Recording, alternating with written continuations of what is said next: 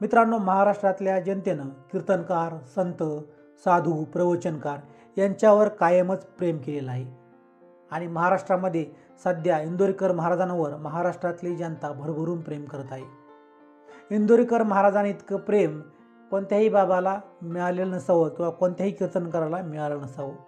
इंदोरीकर महाराजांवरती महाराष्ट्रातील जनता सध्या खूप प्रेम करत आहे।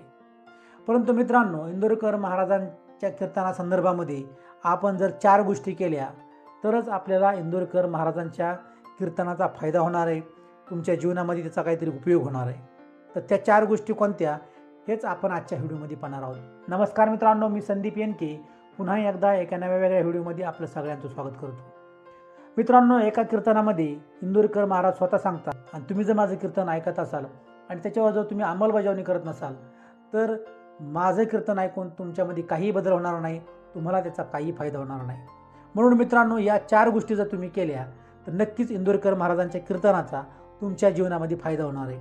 इंदोरीकर महाराजांच्या कीर्तनाला गेल्यानंतर पहिली गोष्ट अशी की ती गोष्ट म्हणजे तुम्ही खळखळून हसा।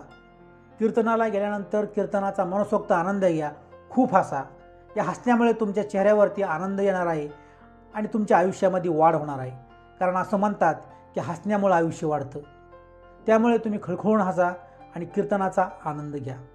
नंबर 2 ची जी गोष्ट आहे ती गोष्ट म्हणजे अशी की ज्यावेळेस तुम्ही इंदोरीकर महाराजांचं कीर्तन ऐकायला जाल त्यावेळेस एक डायरी किंवा एखादी वही तुमच्याजवळ नक्की ठेवा। महाराजांच्या संपूर्ण कीर्तनामध्ये तुमच्या आयुष्यामध्ये काहीतरी बदल होईल अशा 2-3 गोष्टींचा तरी महाराजांच्या कीर्तनामध्ये नक्कीच उल्लेख होतो आणि अशा ज्या गोष्टी आहेत त्या तुम्ही लिहून घ्या आणि पुन्हा तुम्ही कीर्तनाचा आनंद घ्या। 3 नंबरची जी गोष्ट आहे की तुम्ही जे कीर्तन ऐकलेलं आहे, ज्या पॉईंट्स तुम्ही लिहून घेतलेले आहेत, संध्याकाळी त्यावरती विचार करा। या ज्या गोष्टी मी लिहून घेतल्यात याचं जीवनामध्ये मी कसं इम्प्लिमेंटेशन करीन, कशी अंमलबजावणी करील आणि एक तारीख ठरवा। 6 महिन्यानंतरची एक तारीख ठरवा। ते तारीख वारासहित तुम्ही त्या कागदावरती एखाद्या डायरीवरती लिहा आणि मनाला पक्क करा की या तारखेपर्यंत मी माझ्यामध्ये ह्या गोष्टीमध्ये बदल करणार आहे आणि 6 महिन्यानंतरची एक तारीख टाका आणि त्या तारखेला टार्गेट ठेवून त्यावरती काम करा। नंबर 3 ची गोष्ट जी आहे अंमलबजावणी, इम्प्लिमेंटेशन। तुम्ही ज्या गोष्टी ठरवलेल्या आहेत त्या गोष्टीला आता 1 हप्त्यानंतर सुरुवात करूया, महिन्यानंतर सुरुवात करूया असं नाही, तर दुसऱ्याच दिवशी अंमलबजावणी करायला सुरुवात करा। म्हणजे तुम्ही ज्या गोष्टी ठरवल्या आहेत त्याच्यामध्ये इम्प्लिमेंटेशन लगेच करा, उद्यापासून त्यावर काम करायला लगेच सुरुवात करा।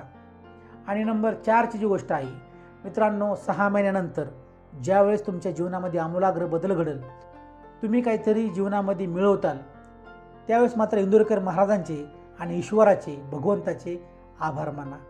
धन्यवाद मित्रांनो।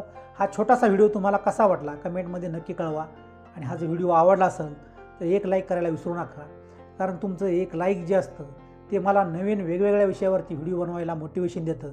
त्यामुळे मला तुमच्या मोटिवेशनची गरज आहे। धन्यवाद मित्रांनो।